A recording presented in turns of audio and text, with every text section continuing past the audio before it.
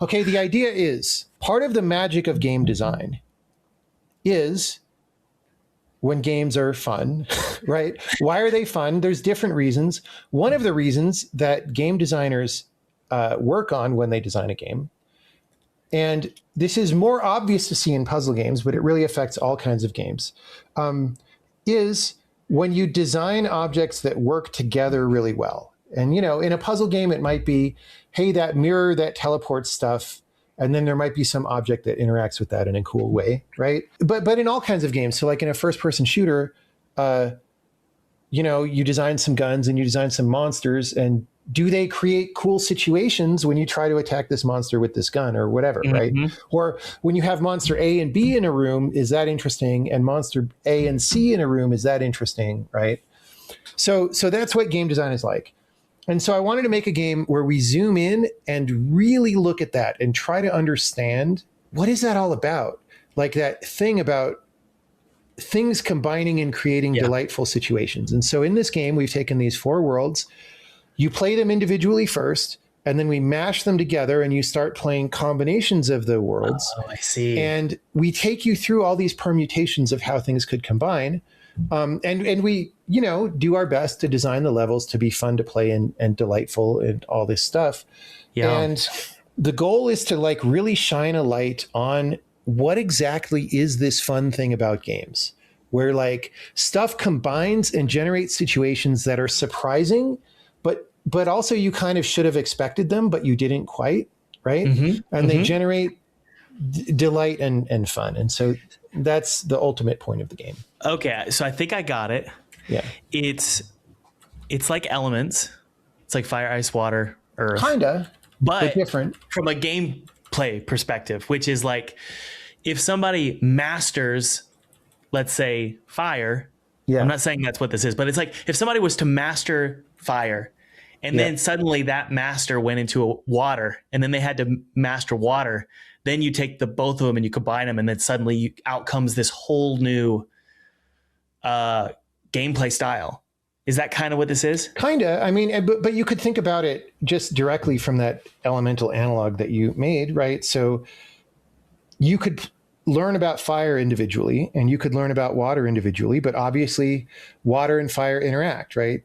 You could throw water on fire to quench it, which is not something you ever would have known just playing in fire, right? Yeah. But it'll generate steam that might scald you. It'll generate smoke.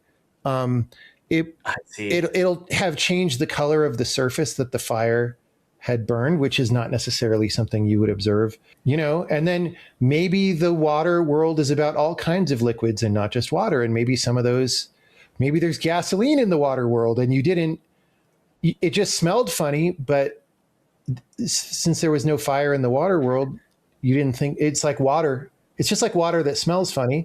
And then you realize when the things come together, actually, they're very different, right? So the goal is for them to master it linearly. So we start them in one world, they master that world, then they move on to the next one and master that one. Yeah. So if I walk out a little bit further, so if I start doing the RPG heroes one, so we showed the warrior, but there's like a thief who pulls stuff. There's a wizard who teleports. There's a bard who charms people and monsters. There's a druid who transmutes stuff, and a priestess who protects. So there's like 6 main characters in this thing. And as you go from screen to screen in the overworld, you drop into these levels where the different characters do stuff. I mean, I should have probably showed that, but I'm skipping ahead. It's been a long podcast. So, you know, you go through these screens where you're adventuring further and further out. Yeah. And then at some point you get sort of to the end. So by the time you get here, you're like, by the time you finish the screen, you're basically done, except not all the levels are required. You know, some of them are optional and all that. And so I've traveled a fair bit out to the north in the overworld, and all the territory in the north belongs to the D&D Heroes game, right? So it's like 4 different games. Yeah. In sort of an anthology, but then they come together, right? And so that's wild. So are you saying that you've taken 4 different game genres and mashed them together into one? I mean, I would say there's subgenres of puzzle game, maybe, right? Yeah. But yes. And so we could show, this is one of the things that we do in the trailer. We've sort of been doing hero stuff in the north. Let's just show one other character really fast so you get the idea. I'm just hitting some cheat keys to like cheat levels so I can go in them. So this guy's a wizard. We do this fun thing where we reprise the levels over and over. So this is the same level you saw before, but it's a different character. And this guy, actually, you know what? Let's do all of them. Is real fast. So we saw the warrior. He pushes. He could push a lot of things. He could push an unlimited number of things, right? We have the thief. She can't push anything at all. So objects act as walls to her, but she could pull, right? And her pulling is a compulsive aspect of her personality. So she can't just walk to the right here. She has to pull, right? I see. And then with the wizard, he's also got this ability. He teleports, but he has to teleport if he can because he's so interested or obsessed with his teleportation ability or whatever. So if he tries to walk left here, he'll just teleport swap with that object.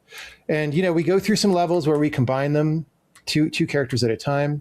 Here's like a 3 character at a time. And what comes out of this is like a comedy of errors kind of thing. So we saw this floor button briefly. It's like, okay, I hold down the floor button, it'll open the gate. I can get out. But we can't stand on the button because then that character can't get out. So we need to get that crystal that's in the corner. I'm going to send the thief around and she can like pull it, but she can't actually pull stuff around corners because she pulls stuff directly behind her. So it's like, let me send the wizard to like teleport it. So he tries to walk south and he just swapped with the warrior and he's like stuck in this cubby hole. So the warrior has to come down. The wizard can swap with him and swap with the thief and get the thing around the corner. And now the thief could pull it again, but now she's stuck in a little cubby. And if the wizard tries to come back to help her, he's teleported the block back, but not as far back. And so she could pull it again. And so there's these combos of the character abilities. And this early in the game, it's still, the puzzles aren't super deep conceptually because you're still learning about the abilities and how they work. But as we go further into the game, it starts to be more and more about surprise. So then, okay. So suppose, well, I'll show one other fun thing. Since we showed the characters now, progress in the overworld, at first it has this kind of general unlocking mechanism, right? So like I cheat solved this level with a developer key, it opened this, right? But then once you've got the basic mechanics under your belt, it starts exploration and progress becomes more about the ideas that you saw in the levels, right? So you play the levels, you see something like, oh, wizard teleport works a certain way, and then you use that in the overworld. And one of the ways we do that in the heroes zone is we have these wardrobes. We didn't talk about the character you're playing here but on the overworld, but she's different from any of the characters in the games. She can walk through these wardrobes and take on the character abilities by putting on the outfits, right? Oh, and cool. so she could become the wizard, and now she could teleport, but she gets stuck in just the same way as that level. So, if I want to get to that level on the right, I could become the thief. I could like pull this over, and then maybe I become the warrior and I can push it some and so forth. And so progress on the overworld starts to look like that. Now, so to get back to your question, as I went linearly north, I would have solved enough of heroes. I'm just going to walk through the walls brazenly right now. I would have gone, I'm in cheat mode, so this otherwise would have killed me when I walked in front of this dragon, but I would have solved this. I would have got around to this back passageway that lets me clear out another way to connect all these rooms, which is helpful. This is back, this is these 2 rooms to the south. But then also I get exposure to this gold room that I can solve by doing things that involve both of this. Is kind of a spoiler, all right? So if you don't want spoilers of the game, skip ahead, or maybe we're close enough to the end. Hit the stop button. But I don't mind spoiling things because the game is so big and there's so many surprises that it kind of, if you get one thing spoiled, it doesn't matter. But the point being, if I got far enough to get to this back alleyway from heroes, it means I basically solved enough puzzles with all the heroes that I get it, right? I get how it all works. So here's another wardrobe where I can drag around this, and there's this floor button, and like I want to get through those gates, but I can't get through all 3 at once because they're like in opposite modes. So but I could at least maybe put this crystal on it, and then there's one gate, and I could at least get up to here, but I don't know what to do. Okay, so This is a fast travel area, by the way, which sort of gradually materializes as you explore more of the game. If I go over here, and again, I'm just cheating, but if I went through Mirror Isles and I did a bunch of these puzzles, I would have gotten up here and then opened my way over here. And then there's this mirror out here, sort of with conspicuous placement. And if I solve these levels, it thaws out the mirror.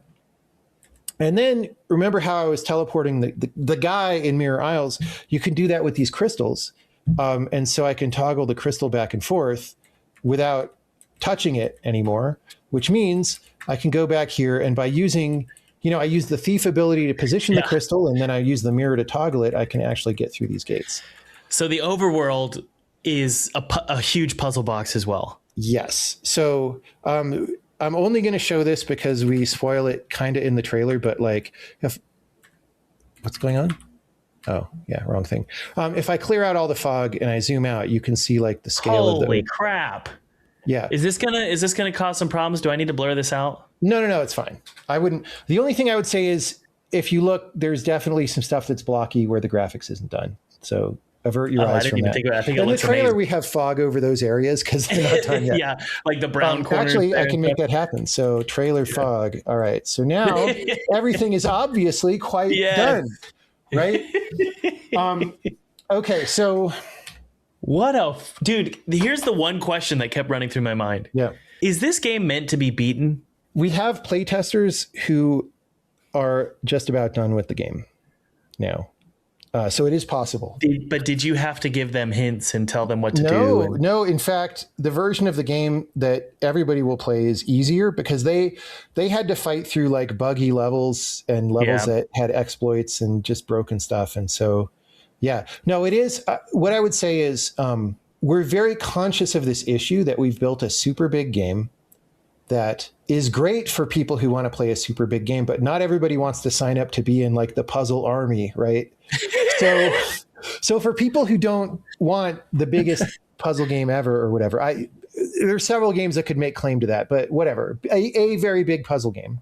For people who don't want that, there's a multiple ending structure, right? There's 3 endings, and the first ending doesn't require you to play through literally the whole game, right? It's a good ending, it's a satisfying ending, but it doesn't require everything, right?